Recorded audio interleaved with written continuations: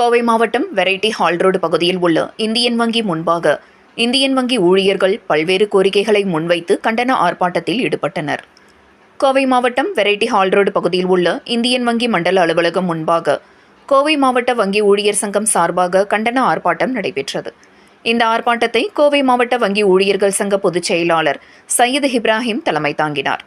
ஆர்ப்பாட்டத்தின் வாயிலாக இந்தியன் வங்கியில் பணியாற்றும் ஊழியர்களின் வேண்டுகோளுக்கு இணங்க பணிமாறுதல் வழங்க வேண்டும், இந்தியன் வங்கிகளில் உள்ள காலி பணியிடங்களை நிரப்ப வேண்டும், அனைத்து தற்காலிக ஊழியர்களுக்கும் போனஸ் வழங்க வேண்டும், கருணை அடிப்படையிலான பணி அமர்வுகளை நடைமுறைப்படுத்த வேண்டும் என்பது போன்ற பல்வேறு கோரிக்கைகளை முன்வைத்து கண்டன முழக்கங்களாக இந்தியன் வங்கி நிர்வாகத்திற்கு எதிராக எழுப்பினர்.